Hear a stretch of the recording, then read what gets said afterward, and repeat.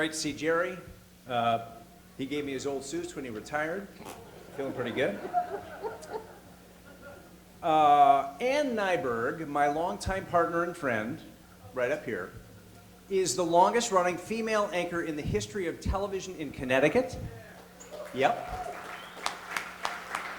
And Ann is the longest serving anchor period at our place at WTNH. That kind of longevity, if you're in this room, you understand that that's not easy. If you know Ann, and a lot of you here do, you know Ann is a force of nature. I know that, believe me. Here are a few things you may not know about Ann. Number one, despite her diminutive size, Ann Nyberg eats like a truck driver. It's true. Number two, Ann can never be a cat burglar because you can always hear her coming. Her average speed through the newsroom in heels is about 31 miles an hour. Clip, clip, clip, clip, clip. Ann Nyberg once had a job shaving swimmers. That's true, and she married one, right? They don't believe me. And we're pretty sure Coach Calhoun has a crush on her. But more importantly, my friend Ann has an insatiable curiosity that serves her well. She has mentored countless young journalists in this state for a long time and made an impact on a lot of young people's lives, specifically young women. She is a passionate storyteller. Her heart is in every story she tells. Her charitable efforts have literally touched hundreds of thousands of lives in this state, if not more. It's remarkable. And Ann has a big laugh that brightens up any room she walks into. Here's a little more about Connecticut Broadcasting Hall of Fame inductee and our friend, Ann Nyberg. Good evening, I'm Ann Nyberg. I'm Ann Nyberg. Good evening, I'm Ann Nyberg. Thanks for joining us. I'm Ann Nyberg. She's been a fixture in Connecticut households for nearly 40 years. Hearings are scheduled to resume on Thursday. Cool summer breezes bring with it a crashing surf in Rhode Island. Jackson's comments hoping to send a loud message to our government. The longest serving female news anchor in state history. Stay informed with News Channel 8's Ann Nyberg. Ann Nyberg has been breaking barriers since she first walked in the door at 8 Elm Street in 1987. Rescue crews are desperately trying to get to a trapped crane operator at a... Spending longer at WTNH than any other anchor or reporter in the station's 75-plus year history. Our world is changing so rapidly. It's more important than ever to understand the whole story. From reporting Iglesias de Carmen is located in the very busy central Havana area. to anchoring, Camp Pierce takes us right into the middle of that storm. ringing in the holidays, We're going to light up that tree for all the city to see. Thank you for joining us. I'm Ann Nyberg. and her very own show.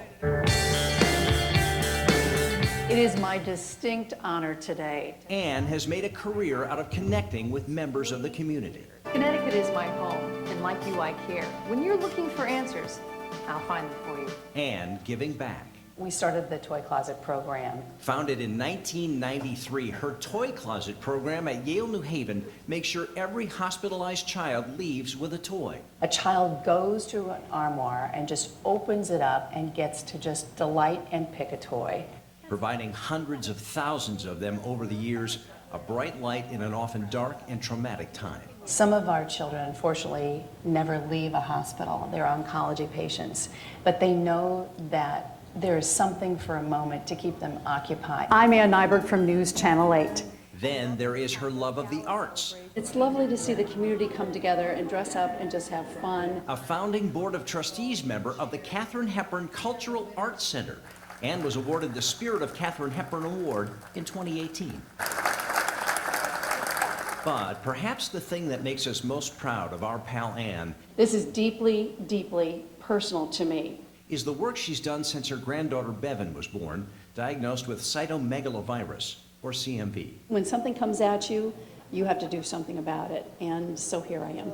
Tirelessly advocating to raise awareness about that little-known virus. My granddaughter Bevan, born in September of 2022, was diagnosed with CMV, which sent shockwaves through us all. Ann's work leading to the passage of legislation requiring every newborn in Connecticut be screened for CMV, only the second state in the country to pass such a law. Other states are working on it individually. But then I said, you know what? I have to work federally. Work that has and will continue to change lives, adding to the legacy and impact Ann Nyberg has had in Connecticut for the past 4 decades. Ladies and gentlemen, Ann Nyberg.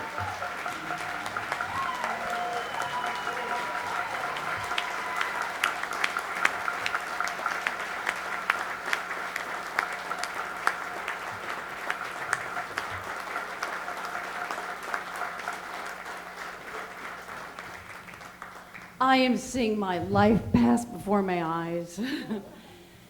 This is such an unexpected pleasure to be here. Thank you, CBA. Thank you, Jerry. It's so nice to see you. Thank you, my TV husband. You know, I've had about 25 of them over 50-some years. Just saying. Again, I want to thank you so much. I want to take a moment to congratulate all of my class members, the storytellers, now in the Connecticut Broadcasters Hall of Fame, of which I am so proud to be among. Radio guys, Juan Castillo. Clap again for Juan. Ray Dunaway and Danny Limes. And on the TV side, Joe Fury, whom I met when I was 29 years old at WTNH. I didn't tell him what to do then. That was when I was young. I have an infinity for weather, as I spent most of my summers in the basement because of tornado warnings in Indiana. And yep, I know a hook echo. I know one when I see it. And by the way, when I moved to Oklahoma and was a television reporter there and anchor, I was a storm chaser. I'd get out into the cars and we'd see the clouds come and we'd chase tornadoes. And that was before y'all did that on YouTube. Also, I want to congratulate inductees Claren De Palma and Kara Sunland.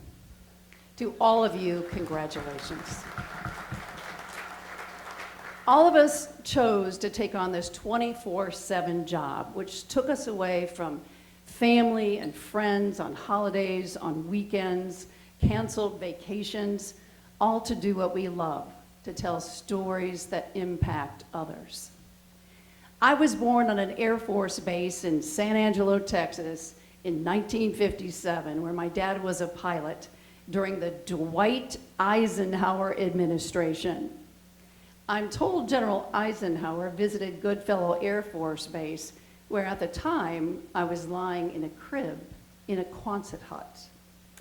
Fast forward, I start my television career in 1979 in South Bend, Indiana, at the age of 22, right out of Purdue University, during the Iran-Contra crisis, where President Carter turned things over to Ronald Reagan.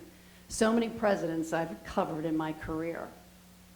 In 1979, kids, you typed scripts on a manual typewriter, and you developed film for the evening news. Graphics were actually slides we would pull out of a drawer on air. They were marked car crash, house fire, tornado. And by the way, everybody in my first news station where I cut my teeth has either long since retired or is no longer with us. But I'm still here. How lucky am I? This kid who grew up in South Bend, Indiana, has seen so much over the years that I never would have seen if it had not been for TV news. Covering Pope John Paul in Cuba and Rome, seeing Princess Diana's crystal blue eyes as she arrived to America for the first time on the Concorde, covering everyday people in joy and in tragedy, thousands and thousands of experiences. Ending up in Connecticut has been a gift every day of my life here. My husband and I raised 3 daughters here. Our oldest, Lindsay, was nearly 4 when I was pregnant with our twins. They're nearly 36 now. I went everywhere with them on the road before their birth, covering the tornado aftermath in Bantam, the collapse of L'Ambiance Plaza day after day, and all the stories in between. That's the thing about reporters. We just carry on no matter what. Sarah and Katie were born in November of 1987, right after I covered a fire where I had to walk up a hill. 6 weeks later, I was back to work.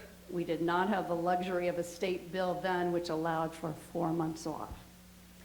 I want to thank my kids and my husband of 45 years for hanging in for this very unpredictable life. I owe them everything. I now have 3 grandbabies in Connecticut. Not sure on which platform they may watch news someday. This TV journalistic platform allowed me to found the Toy Closet program at Yale New Haven Hospital in 1993. Millions of toys have been given away to sick children all around the world. And most recently, as you just heard, in 2023, I was able to pass a bill making Connecticut the 2nd state in the nation to screen all newborns for a virus, congenital CMV, which is the #1 cause of non-genetic deafness in babies. My granddaughter Bevan was born with this not talked about so much virus, though so prevalent. She is deaf and has many developmental issues. If CMV is not, and this is where I'm going to educate y'all, if CMV is not caught early, more devastation can happen. You have just 21 days to administer an antiviral to try and ward off more harm. Now, all families in Connecticut will find out early so they can intervene.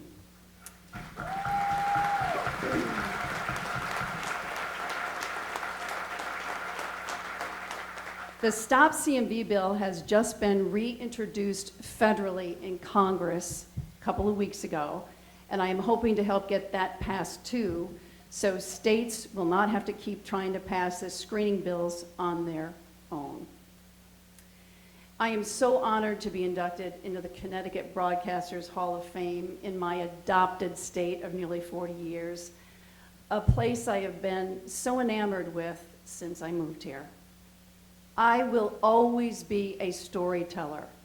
I live for the who, what, when, where, why, and how of life. And now more than ever, we need truth tellers to stand guard over all of those things. Thank you from the bottom of my heart for honoring me in this way. I did not see this coming, but I am so proud to be among all of you. Thanks.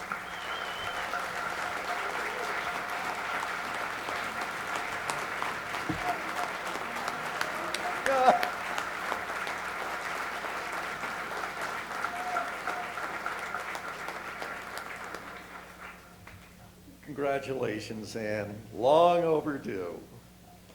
All right, now we're up to our 7th and final Hall of Fame induction of the night. Please welcome fellow Hall of Fame member and WFSB meteorologist, who? Scott Haney.